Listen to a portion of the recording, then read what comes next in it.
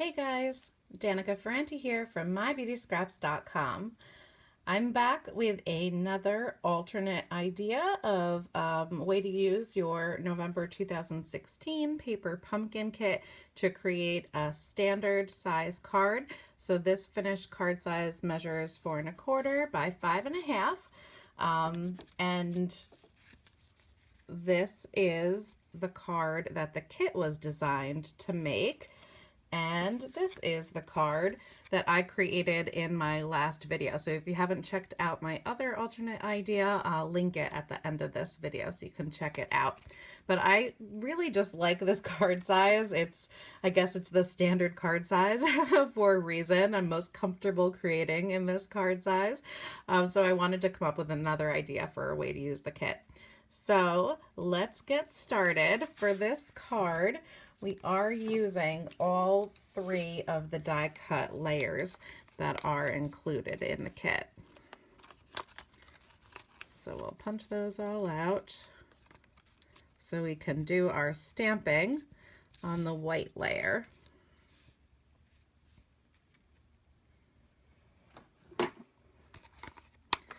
So I'm using my Pear Pizzazz ink pad to stamp the trees. I'm using my full-size ink pad, but we did get that mini ink pad in the kit this month, along with this great stamp set. So these trees layer perfectly over these trees. It's a great, quick, and easy way to color them in. And you know I love my photopolymer, so you can see easily to line it up. Then we'll do those 3 big trees with the other stamp.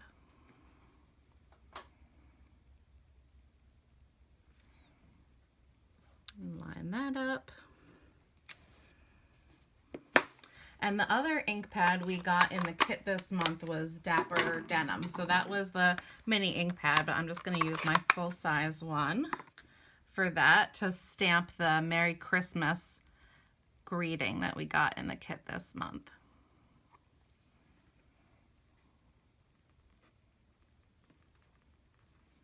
It fits perfectly on that little hill. So I'm going to put that aside and show you how I created that snowy background.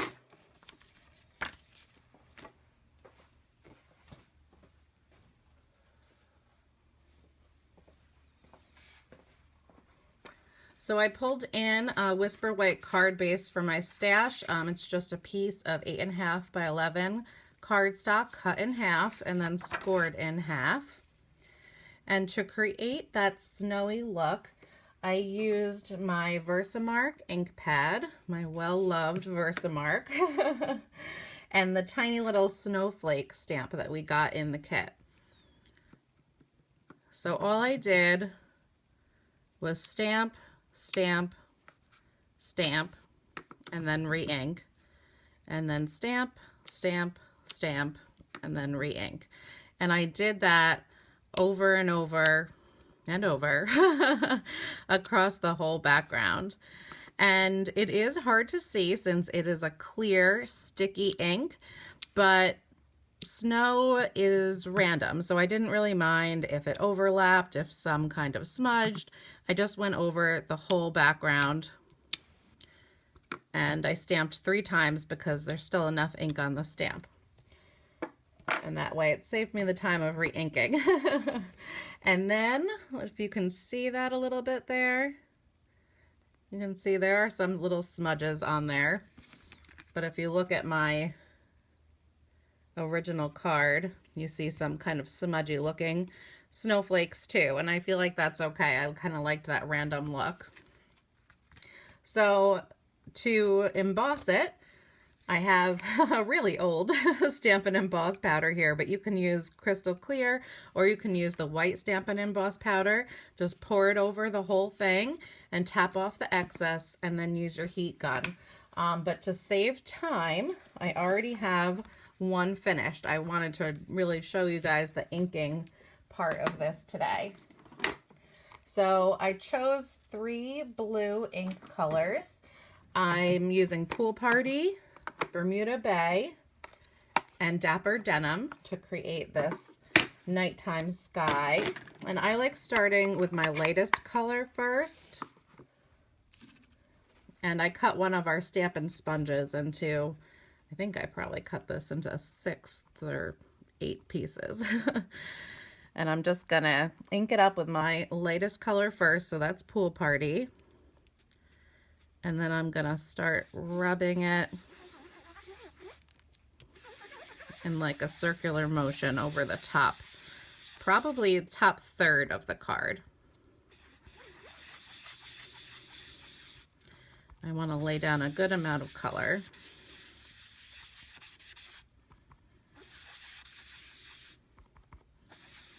And this is really fun to do. You don't have to be careful at all. You don't have to be careful about your blending, really. It's a sky, so there's clouds. If I get any lines, I'm really not worried about it. It all kind of adds to the sky look.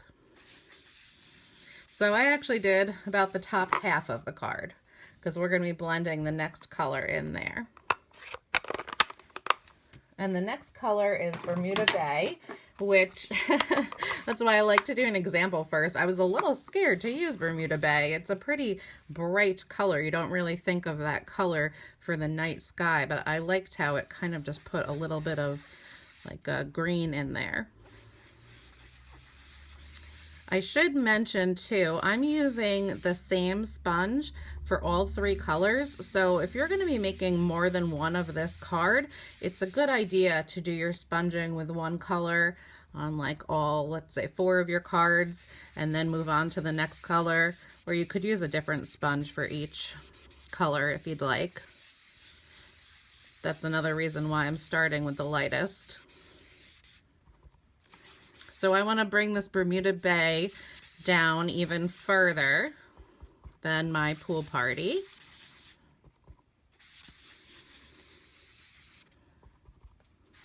And I'm blending it right up and just really leaving the top quarter mostly untouched.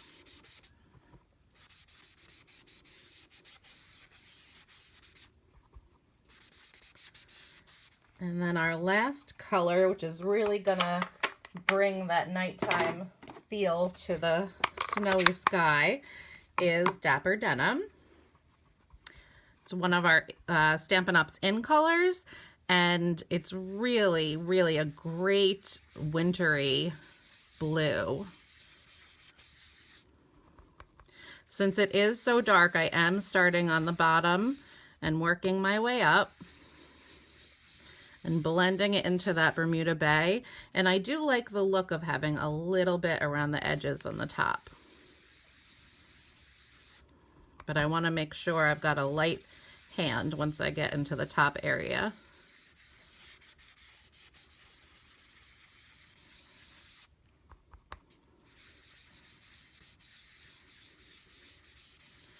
And I feel like right when I think I should stop, I go a little bit further.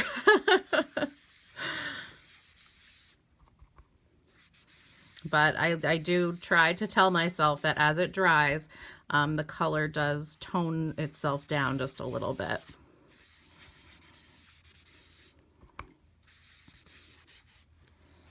All right, so I think that is good. It's a good nighttime sky. And that is right on the card base. So aside from all of our die cuts, it's really like a 1-layer card. So I've got my white panel with the trees already punched out and stamped. I'm just gonna punch out the 2 panels with the houses. And it works out that these measure perfectly 4 1/4 across. So they're gonna cover the span of a standard size card perfectly. So I want to make sure I'm placing them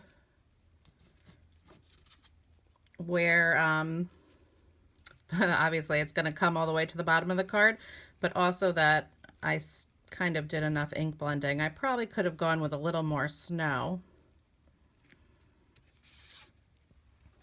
let's see. Now I'm gonna put this layer down with just a bit of snail adhesive.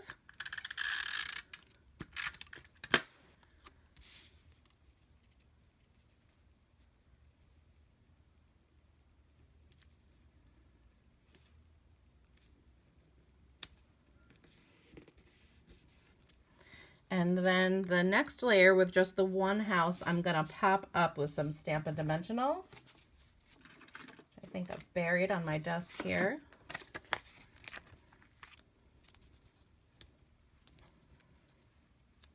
I'm gonna use a couple full-size ones, and then I think I'm just gonna cut a little bit of the edge to put on that skinny part.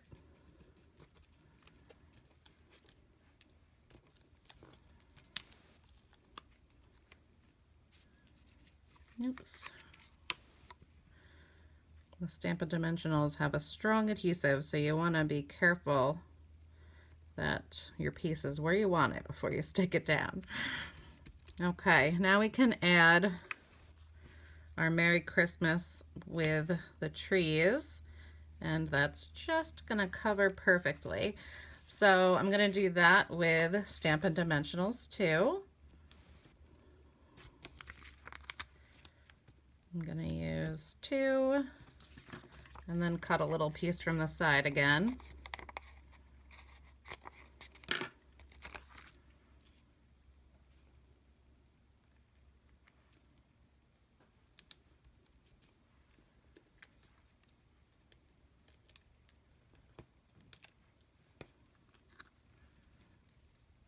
And then layer that right along the bottom edge of the card.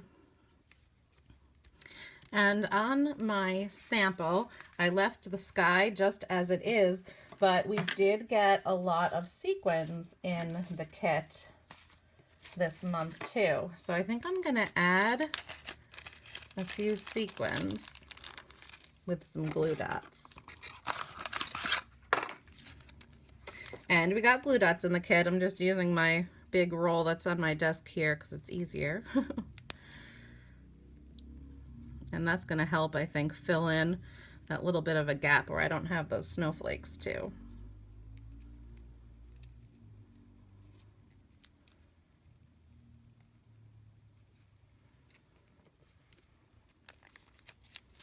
So I just kind of press the sequin into the glue dot on the roll and then lift it off.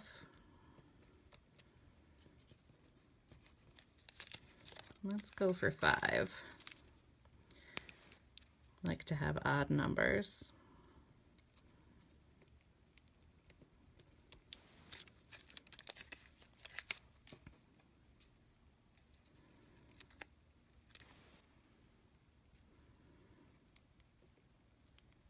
Does anyone else agonize over sequin placement as much as I do?